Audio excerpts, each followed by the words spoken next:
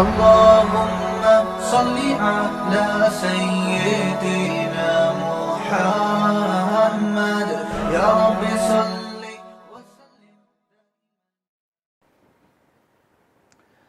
अल्हम्दुलिल्लाहि नहमदुहु व नुसल्ली अला रसूलिहिल करीम। आज हमारा 11वां लेक्चर है और आज से हम बाकायदा कुरान मजीद की तफसीर को यानी कुरान से पढ़ने का हम आगाज़ कर रहे हैं। और इसमें आप पहले तो मैं बता दूं, क्योंकि सबसे ज़्यादा 30वां पारा पढ़ा और सुना जाता है, नमाज में भी आप 30वें पारे की ज़्यादातर तिलावत सुनते हैं, तो और 30वें पारे में भी आखिरी 10 सूरतें ज़्यादा पढ़ी जाती हैं। तो हमने ये इरादा किया है कि हम आखिरी 10 सूरतों से शुरू करते हैं। अलम तरा कैफ़ फ़अल रब्बुका बि अस्हाबिल फ़ील।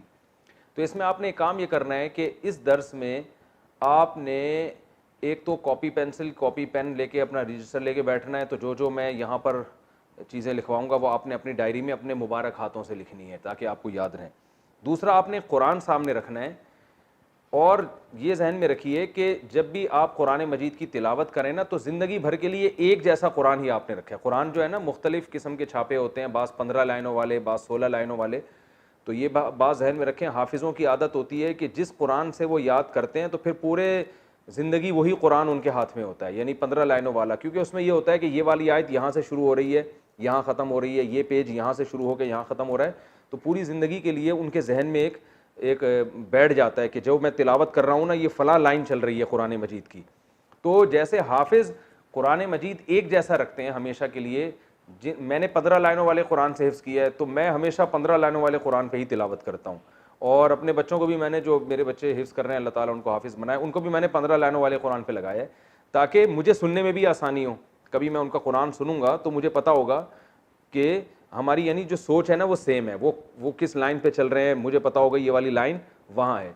तो आप 15 लाइन या 16 लाइन कोई भी एक कुरान मुतय्यन करें, चाहे आपने कुरान हिफ्ज़ ना भी करना हो तो तिलावत ही हमेशा कुरान से किया करें, क्योंकि ना वो लाशूरी तौर पर वो आयतें आपके जहन में बैठ जाएंगी और आपको पता होगा कि ये वाले पेज के इस जगह पर ये आयत चल रही है, ये लाशूर में बैठ जाती है बात। तो अब आप जब तफसीर का आगाज़ कर रहे हैं बाकायदा, तो उसमें भी आपने एक किस्म का कुरान रखना है अपने सामने हमेशा, फिर उसी पे तिलावत भी करें। और वो या तो 15 लाइनों का हो या 16 लाइनों का, ऐसा ही है ना, दो ही आते हैं ना 15 या 16 लाइनों वाले। तो इन दोनों में से कोई एक हमेशा के लिए आप मुतय्यन कर लें। फिर वो बेशक बाज़ छोटे साइज़ में भी होते हैं, बड़े साइज़ में भी होते हैं, लेकिन उनकी तरतीब एक ही जैसी रहती है।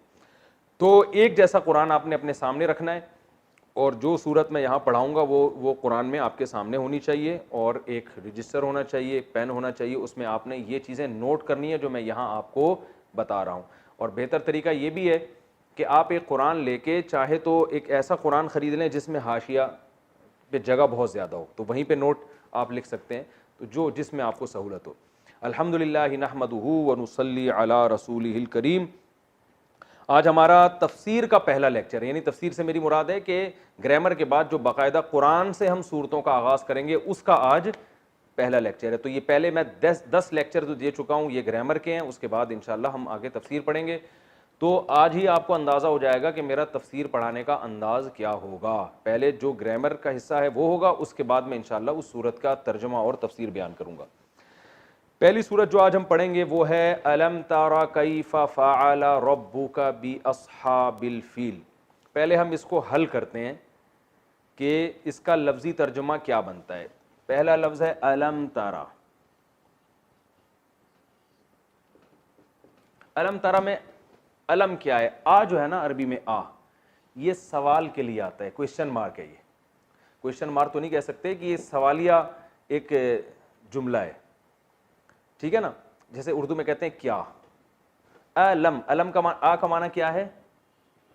क्या, ठीक है। अंता जैदुन, क्या तुम जैद हो? अगर आप कहेंगे अंता जैदुन तो मतलब क्या है? तुम जैद हो। अंता जैदुन का मतलब क्या तुम जैद हो। कितनी मुख्तसर जबान है ना, आ लगा दिया। आ का माना क्या है? लम का माना क्या है? कल मैंने आखिरी जो लेक्चर था ना हमारा ग्रामर का, उसमें बताया था नम किसके लिए आता है? लम नफी, नफी के लिए। ये तरा क्या है, इसको समझें। मैंने कहा था ना उर्दू के अल्फाज ही इस्तेमाल हो रहे हैं, यानी उर्दू में होते हैं, तो तरा भी उर्दू में है। असल में ये था तर अयू।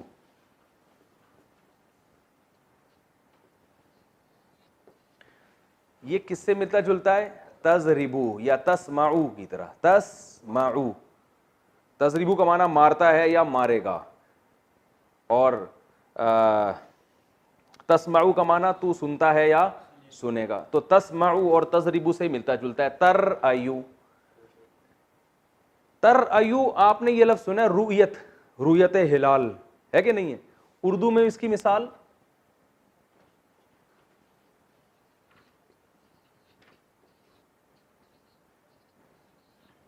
रुयत हिलाल, ठीक है। उर्दू में इसकी मिसाल क्या है? रुयत हिलाल। रुयत का माना देखना, खुली आंखों रुयत हुई है, ठीक है ना। तो तर अयु तुम देखते हो या देखोगे, ठीक है।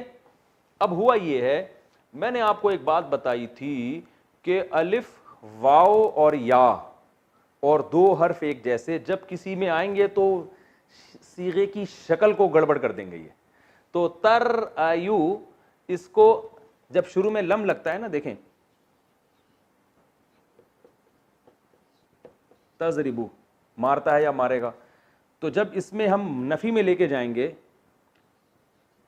लम लगाते हैं ना शुरू में, तो ये बन जाता है लम तजरिब, यानी बा के पेश की बजाय यहां जज़म आ जाता है। ये ग्रामर का उसूल है। लम जब लगेगा तो आखिर में क्या आ जाएगा? जज़म आ जाएगा, ठीक है। तो तर अयु में क्या किया हमने? इसको तरयु बना दिया। तर अयु पढ़ना मुश्किल हो रहा था, क्या बना दिया? तरयु। ये आपको पूरी तफसील याद करने की जरूरत नहीं है, मैं सिर्फ ये लफ्ज का मफहूम आपके दिमाग शरीफ में बिठाने के लिए इतनी डिटेल बता रहा हूं कि ये यही है जो चेंज होके ऐसे पढ़ा जाता है। तो रुयत का लफ्ज आपको याद रहेगा। तो मैं जब आपसे, यानी जो लाइव सेशन में जो लोग आएंगे ना, तो उनसे जब मैं सवाल पूछूंगा तो मेरा इसी किस्म का होगा, तरयु उर्दू में किस लफ्ज से मिलता है, और ये जो ग्रामर आपने पढ़ी है उसमें किससे मिलता जुलता है। तो हमने जो पढ़ी है तजरिबू और तस्माऊ से मिलता जुलता है। तो तरयु से बना दिया इसको तरा, और शॉर्ट कर दिया, ठीक है ना। तरयु था, फिर तरयु बनाया, फिर क्या बना दिया? तरा। इस यहां तक कैसे पहुंचा, ग्रामर क्या है, इसकी डिटेल में जाने की चंदा जरूरत नहीं है। बस इतना जहन में हो कि तरा जो है ना, ये मैंने बताया था कि वाव, अलिफ, या और दो हर्फ एक जैसे कहीं आएंगे तो ये हुरूफ गड़बड़ी हैं, ये सीगे की शक्ल को क्या कर देंगे? बिगाड़ देंगे। तो तरयु को शॉर्ट फॉर्म में क्या कर दिया? तरा, ठीक है ना। तो तरा ये असल में तजरिबू जैसा ही है। और लम लग गया तो पास भी हो गया और नफी भी हो गया। तो अब अलम तरा का तर्जमा क्या हो गया? अलम तारा, क्या तुमने नहीं देखा, ठीक है ना। तरयु का मतलब था तुम देखते हो या देखोगे। तरयु को शॉर्ट में तरा बना दिया, लम से पास में चला गया। अलम तारा, लम तारा तुमने नहीं देखा, अलम तारा क्या तुमने नहीं देखा। तो अलम तारा का तर्जुमा क्या हुआ?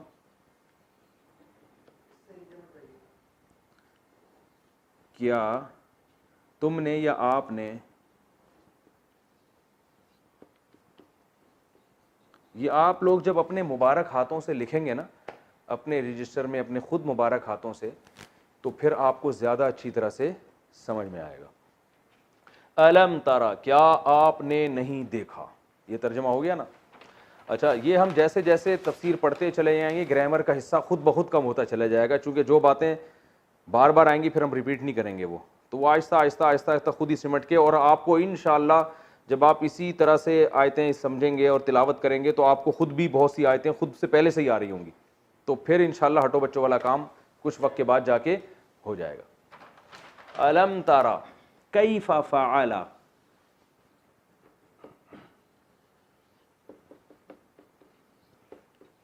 बहुत मज़ेदार जुमला है ये, बहुत आसान है। कैफा कैसे, अरबी में पूछते हैं कैफा हालुक, क्या हाल है भाई।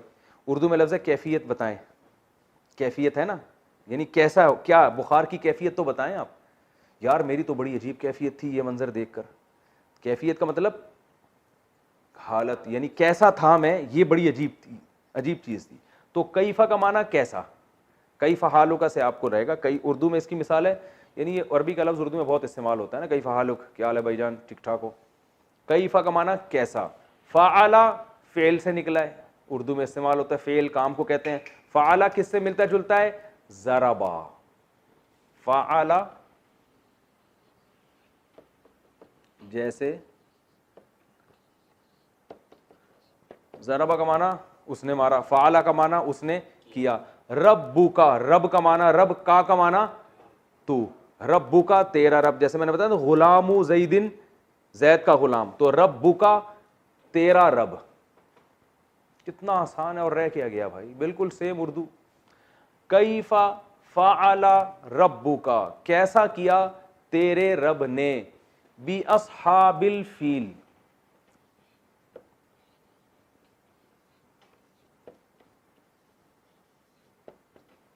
अस्हाब कहते हैं साथी को, साहिब, साहिब की जमा क्या है,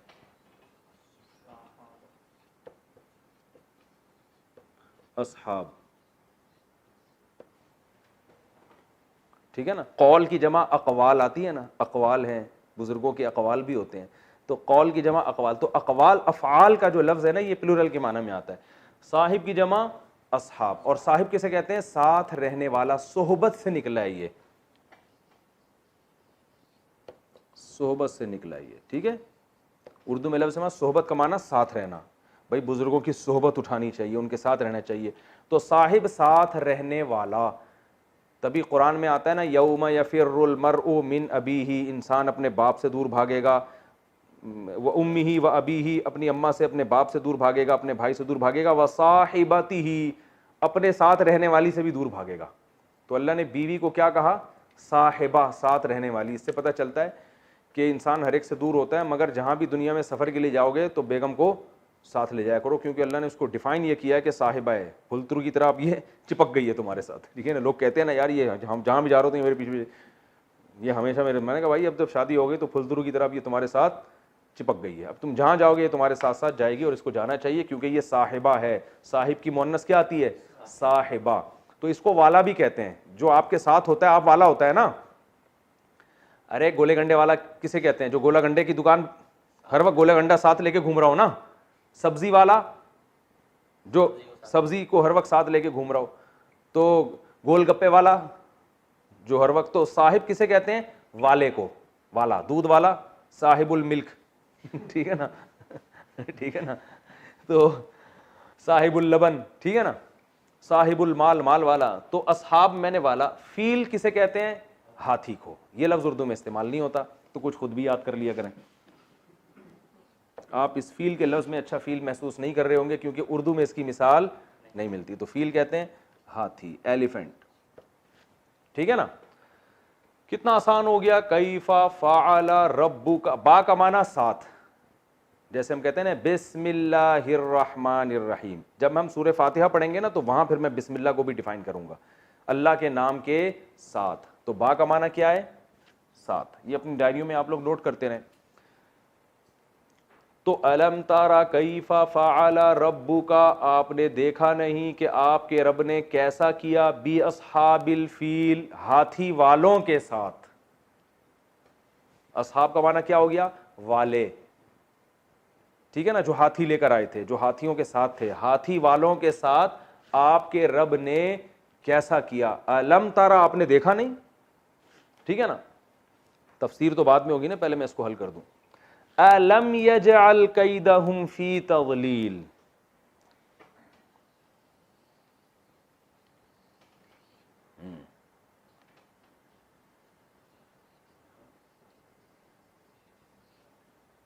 अलम यजअल, आ का माना वही है, लम का माना नहीं। यजअल यसमाऊ की तरह। जाला का माना होता है बनाना, जाला का माना क्या होता है, बनाना। तो यजअल बनाता है, लम यजअल नहीं बनाया। अलम यजअल, क्या नहीं बनाया उसने। कैदहुम, कैद कहते हैं तदबीर को। कैद किसे कहते हैं, जो चालाकियां और तदबीर होती है ना, मकायिदुश शैतान, उर्दू में ये लफ्ज़ इस्तेमाल होता है मगर बहुत गाढ़ी उर्दू में इस्तेमाल होता है, शैतान की बुरी तदबीरें। तो कैद किसे कहते हैं, बुरी तदबीर, तदबीर जो बुरी हो। तज़लील, फी का माना में होता है ना, 100% कहते हैं ना। फी किसे कहते हैं अरबी में को, इन। 100%, सद फारसी का लफ्ज़ है, 100 को कहते हैं। फ़ी का माना में और 100 का माना 100, तो 100 में 100, उर्दू में कहते हैं ना 100%, ये बात दुरुस्त है, यानी 100 में 100 ये बात दुरुस्त है। तो फ़ी का माना यहाँ से आप याद रखें कि फ़ी का लफ्ज़ जो है ना 100% में इस्तेमाल होता है। तो फ़ी तज़लील, तज़लील उर्दू में इस्तेमाल होता है ज़लालत। क्या ज़लालत है यार, हैं, यानी दुरुस्त चीज़ नहीं है, बातिल चीज़ को भी कहते हैं। तो तज़लील बाबे तफ़ईल, तस्बीह, क्या ख्याल है, कौन सा बाब है, बाबे तफ़ईल। क्या मतलब, किसी चीज़ को ज़लालत कर देना, ज़लालत का मतलब ख़राब कर देना, बातिल कर देना, ये ज़लालत से निकला है। गुमराह को भी ज़ाल कहते हैं ना, वो भी बातिल होता है। तो तज़लील बातिल कर देना, ठीक है ना, बातिल करना।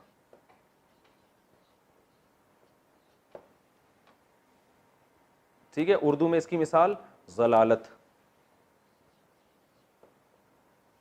खूर्दबीन भी लेके बैठा करें आप लोग अपने साथ, ठीक है ना। बाज़ दफ़ा छोटे अल्फाज लिखता हूँ तो एक बड़े नंबर का चश्मा लगाया, वो देखा, ठीक है। हमारा स्टाइल यही है भाई, समझ में आ रहा है, ठीक है, नहीं आ रहा तो निकलो पतली गली से। अलम यजअल कैदहुम, हुम आपने ज़मीर पढ़ी है, प्रोनाउन, कैदहुम उनकी, भाई गुलाम जैद, गुलाम ज़ैदिन, जैद का गुलाम, तो कैदहुम उनकी तदबीर।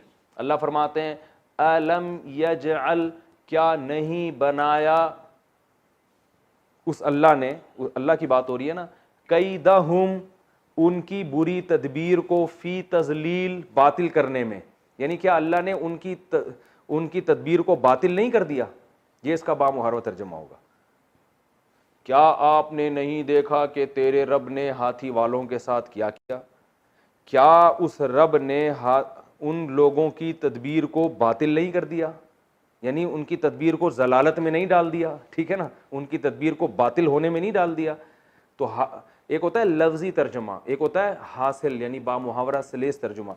वो क्या है कि क्या अल्लाह ने उनकी तदबीर को ख़राब नहीं कर दिया। व अरसला अलैहिम तैरन अबाबील, ज़बरदस्त।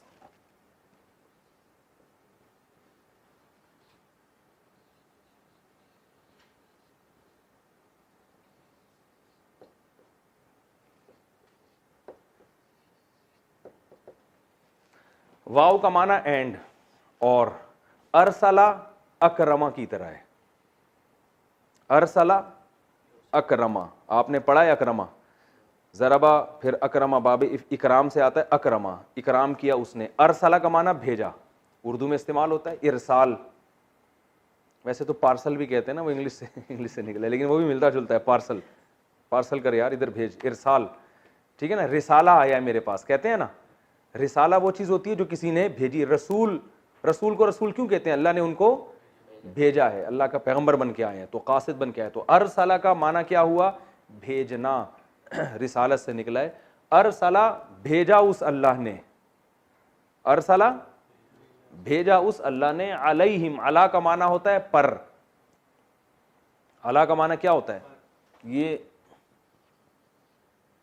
पर का माना वो परिंदों के पर नहीं, किसी चीज के ऊपर। जब अलैहिम, हिम जमीर, हुआ हुमा हुम, ऐसे आता ना, हुम और हिम एक ही चीज है, उन सब मर्दों के लिए, तो उन सब लोगों पर। तैरन परिंदे को कहते हैं, उर्दू में इस्तेमाल होता है तैयारा, एक तैयारा गिर के तबाह हो गया, कहते हैं कि नहीं कहते, तो तैयारे को तैयारा क्यों कहते हैं, उड़ रहा होता है। तायर अरबी में परिंदे को कहते हैं। तो उर्दू में इसकी मिसाल क्या है, तैयारा, जहाज। तैरन परिंदा, व अरसला अलैहिम तैरन, अल्लाह ने उन पर परिंदा, परिंदे भेजे, यहाँ मुराद जमा है, परिंदे भेजे, अबाबील, झुंड के झुंड। अबाबील किसी खास परिंदे का नाम नहीं है। अबाबील जो है ना, ये एक मुश्किल लफ्ज़ है जो उर्दू में इस्तेमाल नहीं होता। अबाबील असल में जमा है इब्बाला की, इब्बाला, इब्बाला कहते हैं लकड़ियों की एक गठरी को, लकड़ियों की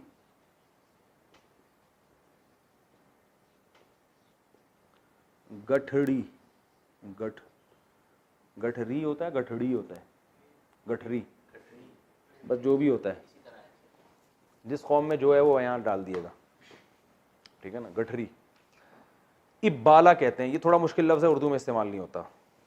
लकड़ियों की गठरी, इसकी जमा आती है अबाबील। जमा क्या है? अबाबील, ठीक है ना। तो लकड़ियों की गठरियों का एक पूरा मजमुआ, ठीक है ना। तो अल्लाह फरमाते हैं अल्लाह ने उन पे परिंदे भेजे, यानी गोया पूरी, यहां मुराद लकड़ियों की गठरियां नहीं है, क्योंकि परिंदों का जिक्र हो गया तो मुराद क्या हो गया? परिंदों की पूरी गठरियां। अब ये कुरान की बलागत है कि परिंदों को गठरियों से ताबीर इसलिए किया कि जैसे गठरियां लकड़ियों की जो गठरियों को बांध के इकट्ठा करते हैं ना, तो एक दूसरे में घुसी भी होती हैं। तो इतने ज्यादा परिंदे थे गोया एक दूसरे में घुसे हुए, तो उनकी एक गठरी नहीं बल्कि अबाबील गठरियां, यानी परिंदों के गौल के गौल। एक गौल तो एक गठरी हो गया ना, और बहुत सारे गौल गठरियां। तो इसलिए इसका तर्जमा क्या किया जाता है? अल्लाह ने उन पर परिंदे भेजे गौल के गौल। दागा दे, मजा आया तर्जमा में?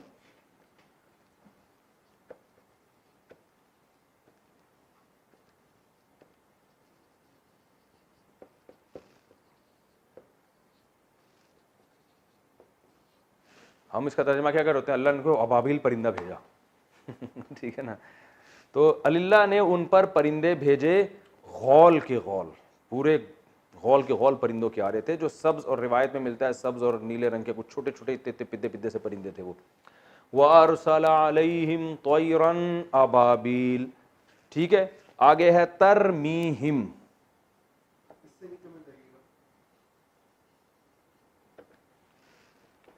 तरमी, पहले हम तरमी को करते हैं, हिम को बाद में। हिम का मतलब तो वो सब आसान है। तरमी क्या है? तरमीयू, तरमीयू किससे मिलता है? तजरिबू, बेहतरीन।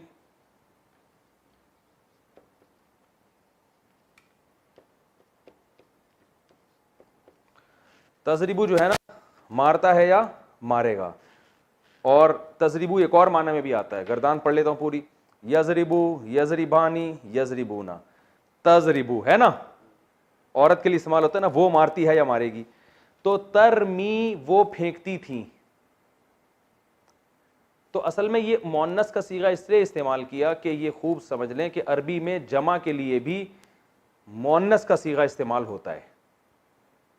गोया वो पूरी एक जमात थी परिंदों की, जिसको अल्लाह ने वाहिदा मुअन्नसा से ताबीर किया है कि वो फेंक रही थी जमात, यानी ये परिंदों की एक जमात, तरमी, वो जमात फेंक रही थी, ठीक है। अब आप कह सकते हैं कि मुजारे तो हाल और फ्यूचर के माना में इस्तेमाल होता है ना, ये तो पास्ट की बात हो रही है। तो असल में पीछे सारी बात पास्ट की हो रही है, तो उसमें जब मुजारे का आएगा तो उससे मुराद पास्ट ही होगा। लेकिन ऐसे जैसे गोया अल्लाह उस जमाने में जाकर उसको हाल के तौर पे बयान कर रहे हैं, गोया अभी ये काम हो रहा है। तो ज्यादा गहराई में जाने की जरूरत नहीं है, समझ में आगे, ठीक है, नहीं है तो भी ठीक है। तरमी का मतलब वो फेंक रहे थे, क्योंकि पीछे सारी बात पास्ट की हो रही है, तो गोया वो मंजर आप अपनी आंखों से देख रहे हैं कि वो फेंक रहे हैं गोया, हालांकि माजी में काम हुए, लेकिन अल्लाह ताला उसको हाल के करीब लेकर आ रहे हैं। ये बलागत की बात है। तरमी, तरमी का माना रमी कैसे कहते हैं अरबी में? फेंकने को। रमी किसे कहते हैं? रमी का लफ्ज़ इस्तेमाल होता है। देखो ये हम जब वो हज में जाते हैं ना, तो रमी करते हैं कि नहीं करते? 7 कंकर फेंकते हैं, तो वहां से आपको याद रहेगा रमी का माना क्या है? फेंकना। तरमीयू, वो फेंकते थे, वो परिंदे फेंक रहे थे। तरमी, आखिर में चूंकि या आ रहा है ना, तो तरमीयू को तरमी कर दिया। मैंने बताया था वाव अलिफ और या गड़बड़ करेंगे हमेशा, तो तरमीयू को क्या बना दिया? तरमी। तो वो परिंदे फेंक रहे थे, हिम, उनके ऊपर, उनको मार रहे थे, बिहिजारा,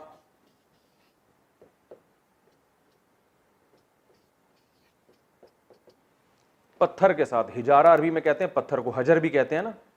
हजर किसे कहते हैं? ये लफ्ज़ उर्दू में तो इस्तेमाल नहीं होता। हजर, हजर अस्वद जिंदाबाद, उर्दू में इस्तेमाल हो रहा है भाई। हजर अस्वद काला पत्थर, तो हजर किसे कहते हैं? पत्थर को। हिजारा भी पत्थर को। तो हिजारा जैसे हजर अस्वद, उर्दू में इसकी मिसाल। ये सब मिसालें आपने अपनी डायरी में लिखनी है ताकि आपको हिंट्स रहे ना, याद रहे। हिजारा पत्थर, बी का माना 7, सिज्जील, मिन का माना से, मिन सिज्जील, मिन का माना, ये लफ्ज बहुत ज्यादा इस्तेमाल होगा। मिन का माना क्या है? से। सिज्जील ये लफ्ज उर्दू में इस्तेमाल नहीं होता, इसका तर्जमा मैं आपको बताता हूँ। सिज्जील कहते हैं मिट्टी का बना हुआ, जो सख्त मिट्टी का बना हुआ पत्थर होता है ना, जो आग में जला के जिसको पत्थर जैसा बना दिया हो, उसको कहते हैं। ठीक है ना,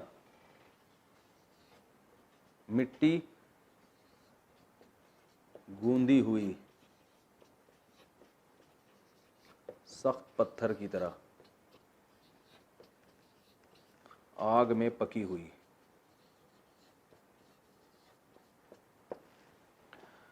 सही है ना। तो अल्लाह फरमाते हैं वो पत्थर के जरिए उनको मार रहे थे, बा का माना साथ, यानी पत्थर के साथ उनको मार रहे थे। ऐसे पत्थर मिन सिज्जील, जो सख्त मिट्टी के कंकर जो होते हैं ना पके हुए, उन उसकी जिन्स में से थे, उसकी किस्म में से, यानी उन पत्थरों में से वो पत्थर थे। तो अल्लाह ने उनके हाथ में परिंदों की चोंचों में छोटे छोटे ना, मुफस्सिरीन ने लिखा है कि मसूर की दाल के बराबर या चने की दाल के बराबर पकी हुई मिट्टी के सख्त जैसे पत्थर होते हैं ना, वो छोटे छोटे कंकरियां उस पर फेंकते थे वो उनके ऊपर।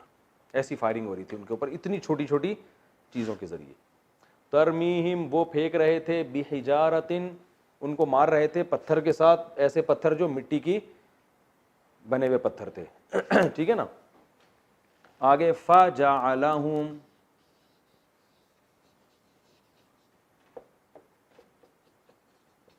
फा का माना फिर, फा आता है उस फिर के लिए जो फौरन हो।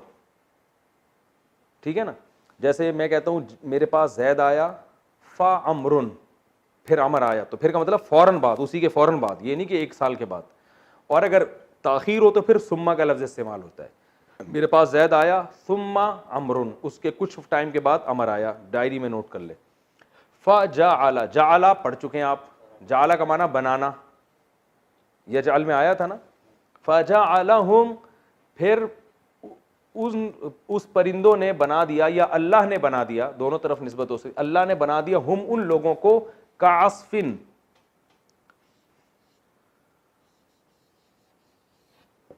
काफ का माना होता है तरह। जैसे हम कहते हैं जैदुन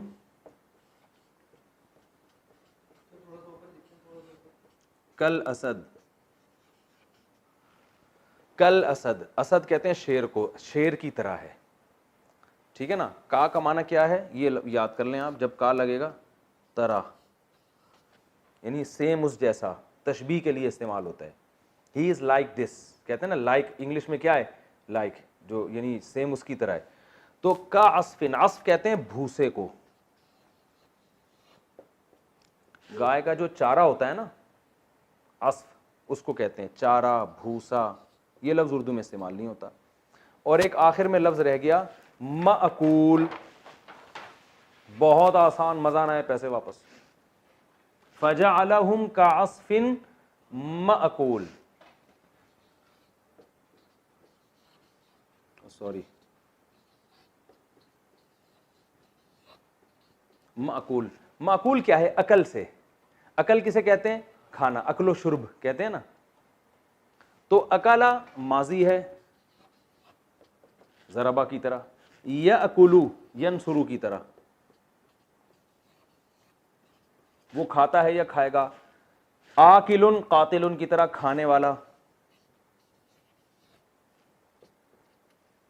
और माकूलुन मकतूलुन की तरह, जिसको खाया जाए। ये हो गया ना माकूल।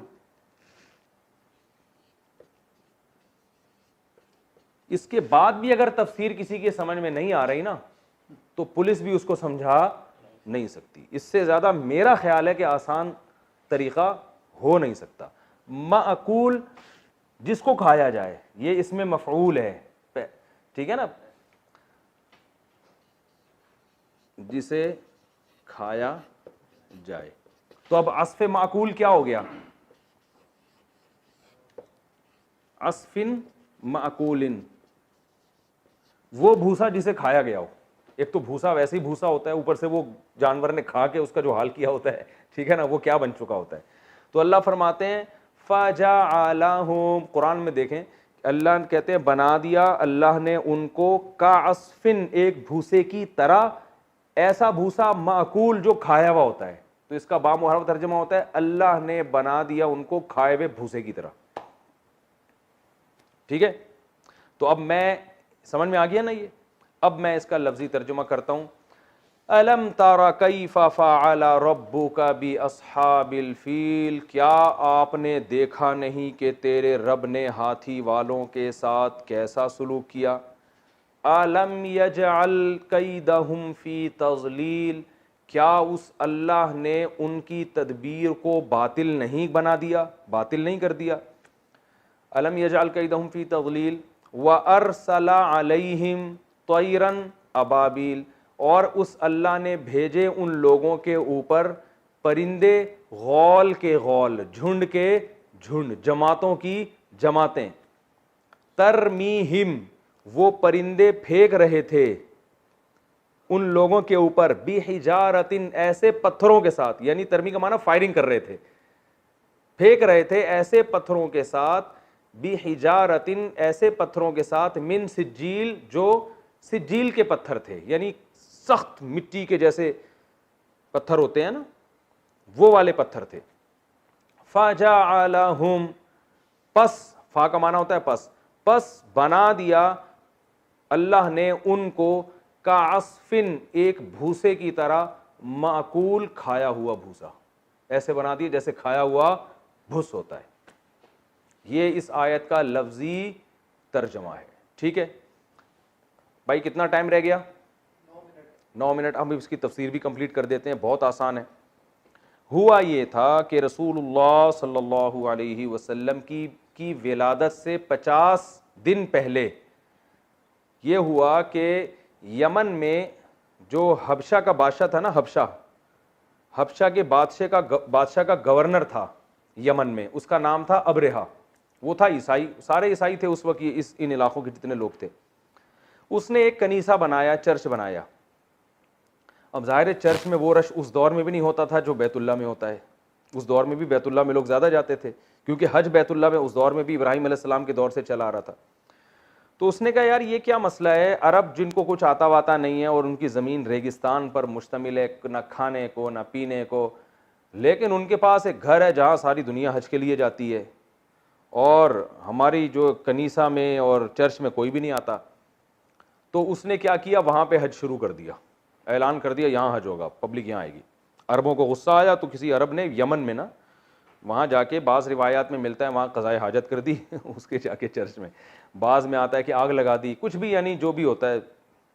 उसको गुस्सा आया, उसने कहा ऐसी की तैसी, मैं बहुत बड़ा लश्कर लेकर मक्का पे हमला करूँगा और बैतुल्ला को गिरा दूंगा, खाना काबा को गिराऊंगा, ताकि हज जो है ना अब यहाँ हुआ करे, पब्लिक वहाँ ना जाया करे। इतना बड़ा लश्कर लेकर वो आया, तो जाहिर है अरबों में इतने बड़े लश्कर से लड़ने की ताकत नहीं थी। तो अबरेहा ने, क्योंकि उस वक्त नबी सल्लल्लाहु अलैहि वसल्लम के दादा हज़रत अब्दुल मुत्तलिब वो बैतुल्ला के मुतवल्ली थे, रखवाले थे, बैतुल्ला की हिफाजत में मामून थे, और उनको इसी वजह से फजीलत हासिल थी। तो अबरेहा ने उनसे डायरेक्ट रब्ता किया और उनसे कहा कि हमारा मकसद आपसे फड्डेबाजी, आपसे लड़ाई नहीं है, हम सिर्फ बैतुल्ला को गिराने आए हैं और गिलाकर पतली गली से निकल जाएंगे। पतली गली तो नहीं कहा, वो मैं कह रहा हूँ, तो निकल जाएंगे। अब्दुल मुत्तलिब ने देखा कि इतना बड़ा लश्कर है, हम में इससे लड़ने की ताकत नहीं है। तो अब्दुल मुत्तलिब ने ये इरादा किया कि भाई हम नहीं लड़ सकते इनसे, और ये भी कहा कि अल्लाह का घर है, अल्लाह इसकी हिफाजत करेगा। और वो अब्दुल मुत्तलिब के ऊँट भी ले गया था, लड़ाई के दौरान आया ना, पहले हमला किया तो ऊँट ले गया। तो अब्दुल मुत्तलिब ने उनसे ऊँट छुड़वा लिए, कहा कि भाई ये मेरे हैं, मैं इसका मुतालबा करता हूँ, बाकी रहा तक जहाँ तक घर का मामला है अल्लाह के घर का, तो अल्लाह है जो इसकी हिफाजत खुद करेगा, अल्लाह का घर है। क्योंकि असबाब की दुनिया में उनमें लड़ने की ताकत थी नहीं, उनको पता था हम लड़ेंगे तो मारे जाएंगे सारे। अबरेहा के पास थे बहुत बड़े बड़े हाथी, और अरब हाथियों की जंग से वैसे भी मानूस नहीं थे, वो तो घोड़े की लड़ाइयों के आदी थे, हाथी तो वो देखे नहीं थे उन लोगों ने कभी। आज भी अरब के रेगिस्तानों में हाथी की तो खुराक इतनी होती है, उसको तो बहुत ज़्यादा घास चाहिए और बहुत खुराक चाहिए उसको, बहुत ज़्यादा। तो जब वो ताइफ के रास्ते से आ रहा था तो उन्होंने वादी मुहस्सिर में पड़ाव डाला, और अब्दुल मुत्तलिब अपने जो है ना लोगों को लेकर पहाड़ों के किनारों पे चले गए कि देखें अल्लाह अपने घर की कैसे हिफाजत करता है।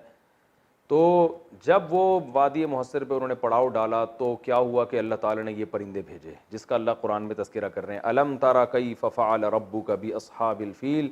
ए नबी, इससे खिताब नबी को भी हो सकता है, जो भी कुरान की तिलावत कर रहा है हर एक को खिताब हो सकता है कि क्या तूने देखा नहीं, तारा का माना क्या तुमने देखा नहीं कि रब ने अस्हाब फ़ील वालों के साथ क्या किया।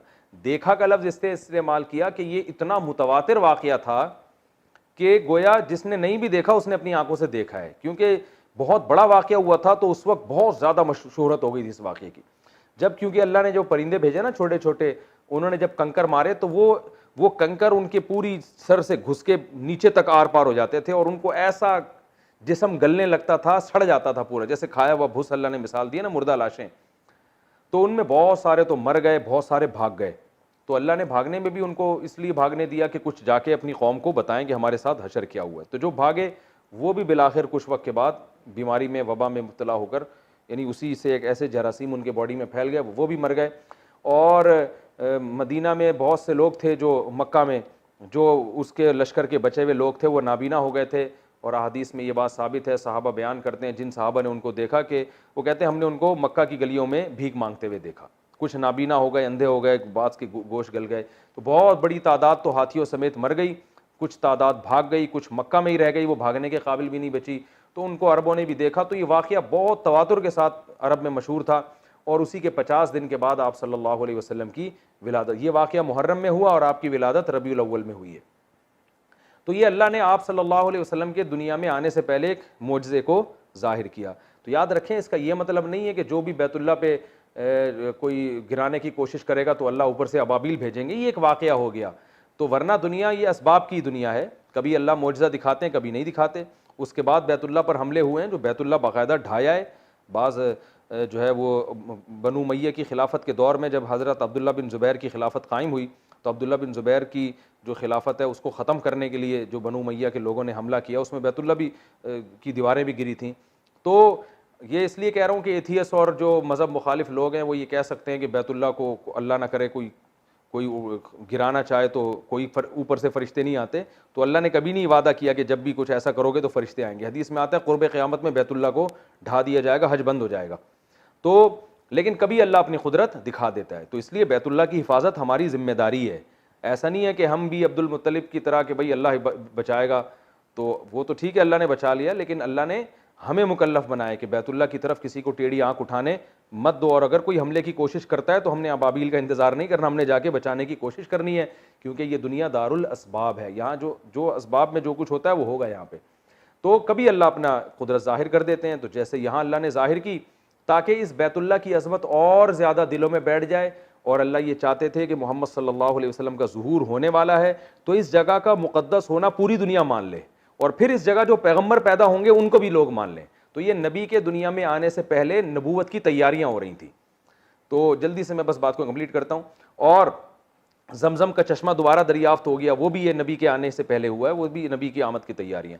तो अल्लाह ने क्या फरमाया, बस ये मैं तर्जमा करके कंप्लीट कर रहा हूँ इसको। अलम तारा कैफ़ फ़अल रब्बुका बि अस्हाबिल फ़ील, क्या आपने देखा नहीं तेरे रब ने हाथियों वालों के साथ क्या किया। अलम यजअल कैदहुम फ़ी तज़लील, अल्लाह ने कैसे उनकी तदबीर को बातिल कर दिया। और वह अरसल अलैहिम तैरन अबाबील, उन पर छोटे छोटे परिंदे भेजे, परिंदों के झुंड भेजे। और तरमीहिम बिहिजारत मिन सिज्जील, जो पत्थरों से उनको मारते थे, फजअलहुम कअस्फिम माकूल, खाए हुए भुस की तरह बना दिया। इससे हमें असबाक क्या मिलते हैं, एक बैतुल्ला की अजमत। ये असबाक भी आप डायरी में नोट करके लिखें। बैतुल्ला की अजमत, अल्लाह की नज़र में बैतुल्ला कोई मामूली चीज़ नहीं है। दूसरी बात, नबी सल्लल्लाहु अलैहि वसल्लम की आमद और आपकी नबूवत की भी ये दलील है, ये वाक़या कि ये वाक़या जो है नबी सल्लल्लाहु अलैहि वसल्लम के आने से पहले आपकी अजमत को जाहिर करने के लिए किया गया। दूसरा सबक ये मिलता है। तीसरा सबक, अल्लाह कुछ करने में असबाब का मोहताज नहीं। आज ये वायरस, कोरोना वायरस फैला हुआ है ना दुनिया में, पूरी ताकतें जनाब, बड़ी बड़ी ताकतें हथियार डाल चुकी हैं। एक छोटे सी अल्लाह ने, अबाबिल तो फिर भी इतना बड़ा परिंदा था ना, ये तो बैक्टीरिया जो आम वायरस होता है उससे भी 200 गुना से भी ज़्यादा छोटा है। तो ये इतने से वायरस ने पूरी दुनिया को हिला दिया। तो आप सब कुछ असबाब और वसाइल पे तवक्कुल करके नहीं बैठ सकते, आपको असबाब भी इख्तियार करने हैं। नज़र किस पे रखनी है, अल्लाह पे। वो चाहेगा तो हिफाजत होगी, नहीं चाहेगा तो कुछ भी नहीं हो सकता। आपकी साइंस टेक्नोलॉजी सारी धरी की धरी रह जाएगी। तो अल्लाह जब चाहता है अपने बंदों की हिफाजत करता है, परिंदों के ज़रिए भी। देखें, अल्लाह तोपे भी भेज सकता था आसमान से, लेकिन अल्लाह ने परिंदे भेजे, ये बताने के लिए भाई तुम हमारे परिंदों का भी मुकाबला नहीं कर सकते, तो हमारे फ़रिश्तों का कहाँ से मुकाबला करोगे। तो ये इस सूरत में हमें असबाब मिलते हैं और हमें इसमें सबक मिलता है कि हम अल्लाह की नाफरमानी से बचें। और फिर हमें रिज़्क़ की तंगी का खौफ हो तो अल्लाह पे नज़र रखें कि भाई अल्लाह कुछ करने में असबाब का मोहताज नहीं है। इज़्ज़त भी वो बग़ैर सबब के दे सकता है, पैसा भी दे सकता है। तो सबसे पहले अल्लाह को राज़ी करना है, बाकी सारे काम बात के हैं। अल्लाह ताला समझने की, अमल करने की तौफ़ीक़ अता फ़रमाए। कल जो हम दर्स पढ़ेंगे इंशाअल्लाह ली इलाफ़ी कुरैशिन का पढ़ेंगे।